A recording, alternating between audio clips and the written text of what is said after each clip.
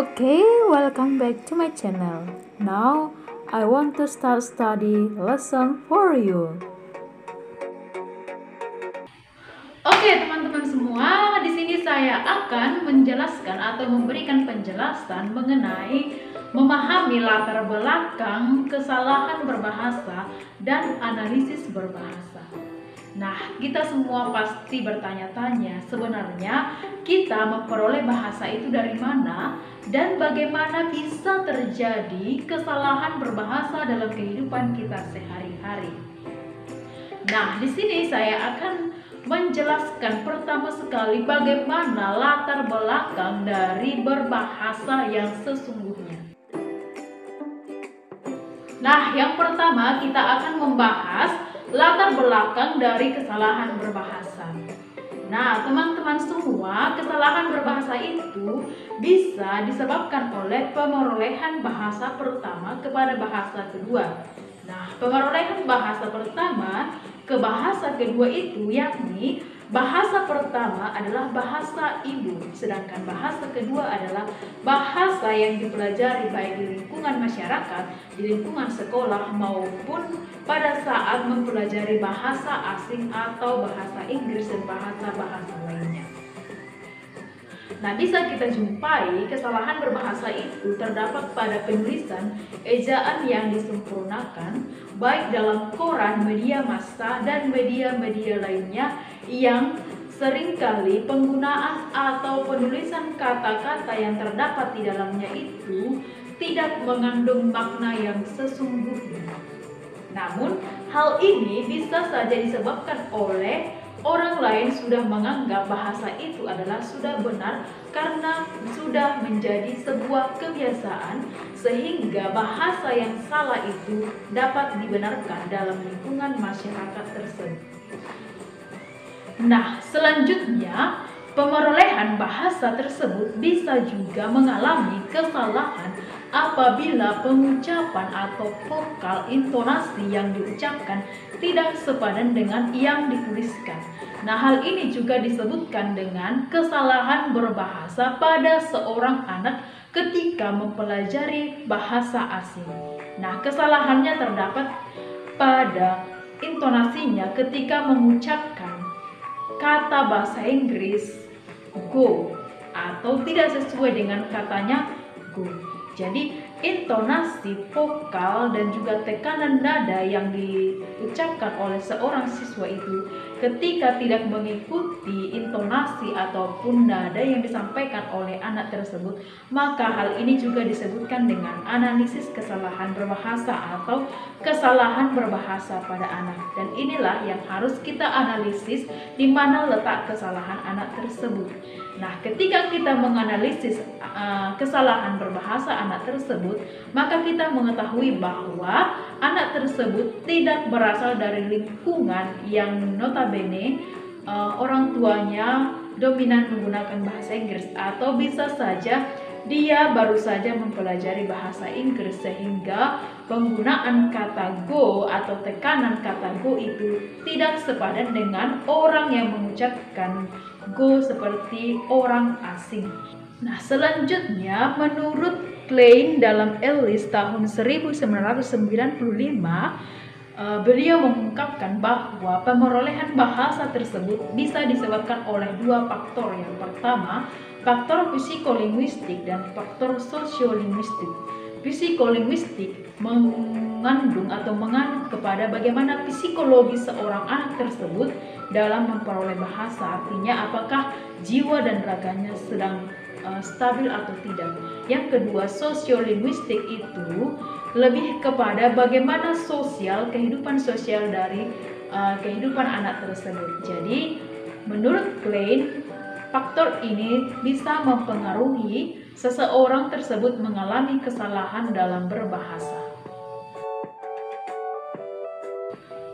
Nah, pemerolehan bahasa pertama itu bisa melalui beberapa tahap. Yang pertama adalah tahap pengocehan atau blabbing. Yang kedua, tahap satu kata. Dan yang ketiga, tahap dua kata. Dan yang keempat adalah tahap menyerupai. Nah, keempat tahap ini sangat berpengaruh besar bagaimana seseorang tersebut memperoleh bahasa pertama. Jadi, ketika menerapkan tahap ini, maka kita harus berusaha untuk mengetahui, memahami, dan menganalisis bagaimana seseorang itu memperoleh bahasa pertamanya. Yang kedua adalah strategi pemerolehan bahasa pertama itu. Yang pertama, kadangkala banyak orang atau anak kecil meniru yang dikatakan orang lain. Jadi cenderung seseorang itu atau strategi seseorang itu memperoleh bahasa pertama itu lebih banyak belajar dari lingkungannya tersebut. Contohnya, ketika orang tua berbahasa kasar, maka tanpa sengaja anak tersebut sudah merekam apa yang dikatakan oleh orang tuanya, sehingga ia bisa meniru atau menyesuaikan gaya bicara orang tua tersebut menjadi seolah-olah dirinya sendiri. Nah, yang kedua, produktivitas atau membuat orang sebanyak mungkin kalimat dari satu kata. Artinya gini, produktivitasnya itu kurang efektif sehingga banyak orang membuat kata-kata itu mubazir atau berlebihan. Nah, yang terakhir adalah hubungan umpan balik antara ujaran. Artinya di sini adanya hubungan umpan balik antara ujaran tersebut. Nah, pemerolehan bahasa kedua itu yang pertama bisa terjadi karena bukan dari bahasa asli. Bisa kita ketahui bagaimana kita ketika mempelajari bahasa Inggris. Nah, kita akan mengalami kewalahan, kendala, kesulitan ketika mengucapkan fonem-fonem atau bunyi dari huruf-huruf bahasa Inggris. Sedangkan dalam bahasa Indonesia kita sudah terbiasa untuk mengucapkan bunyi A, B, C. Sedangkan dalam bahasa Inggris kita harus mengucapkan bunyi A, B, C, D, E, F, G. Nah, yang kedua diperoleh setelah pemerolehan bahasa pertama. Jadi bahasa kedua itu memiliki karakteristik bahwasannya diperoleh setelah bahasa kedua. Nah, yang ketiga adalah dalam pembelajaran bahasa Indonesia atau dalam pembelajaran di sekolah, seringkali ketika berhadapan dengan budaya yang berbeda, maka seorang anak tersebut akan mengalami atau akan memperoleh bahasa kedua, yakni bahasa yang lain atau bahasa daerah yang lain. Nah, strategi yang harus kita lakukan dalam memperoleh bahasa kedua adalah penggunaan pemahaman non-linguistik. Yang kedua itu, gunakan apa saja yang menonjol dan menarik hati anak-anak. Artinya di sini kita gunakan kata-kata kunci saja supaya anak tersebut memiliki daya tarik untuk mempelajari bahasa kedua. Nah, yang ketiga adalah menganggap bahasa digunakan sebagai ekspresi. Dan yang keempat adalah amatilah bagaimana caranya orang lain mengekspresikan berbagai makna. Jadi ketika kita memperoleh atau sedang memperoleh bahasa kedua, amatilah cara seseorang tersebut ketika berbicara sehingga kita memiliki daya tarik tersendiri untuk mengikuti dia bagaimana berbicara yang sebenarnya. Nah, yang terakhir adalah tunjukkanlah pertanyaan-pertanyaan yang memancing atau memperoleh data yang diinginkan. Di sini, ketika kita mempelajari bahasa kedua atau ingin memperoleh bahasa kedua, maka aktiflah untuk bertanya sehingga kita bisa menyesuaikan bagaimana metode, intonasi, nada yang diucapkan untuk memperoleh bahasa kedua tersebut. Sehingga itu juga menjadi salah satu upaya untuk mengurangi bagaimana kesalahan-kesalahan yang terjadi dalam berbahasa, terutama ketika memperoleh bahasa kedua. orang lain akan lancar dalam bahasa pertama karena ketika ia lahir pertama kali memperoleh bahasa ibu, artinya atau bisa saja ia sudah memperoleh bahasa kedua karena ibu atau keluarga atau lingkungannya sudah menguasai dua bahasa. Jadi ini tidak menjadi kendala bagi dia, tetapi bagi kita yang masih dominan menggunakan bahasa pertama atau bahasa ibu, maka langkah-langkah ini sangat cocok untuk digunakan dalam menerapkan atau dalam menganalisis atau dalam lebih mengembangkan diri dalam memperoleh bahasa kedua. Nah, teman-teman semua, untuk anak-anak yang masih memiliki tahap untuk memperoleh bahasa kedua, yaitu strategi yang ditawarkan, yaitu pertama adalah perlunya ditingkatkan daya mengingat.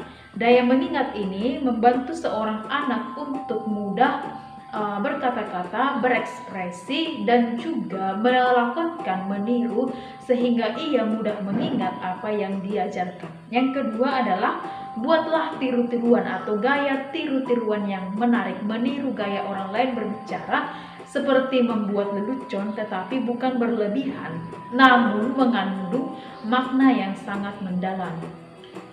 Nah, yang keempat adalah mengalami langsung. Jadi ibaratkan bahwa untuk menerapkan bahasa kedua ini kita harus bisa mengalami langsung bagaimana ketika kita mengalami memperoleh bahasa kedua itu. Jadi usahakanlah anak tersebut untuk mengalami langsung bagaimana memperoleh bahasa kedua.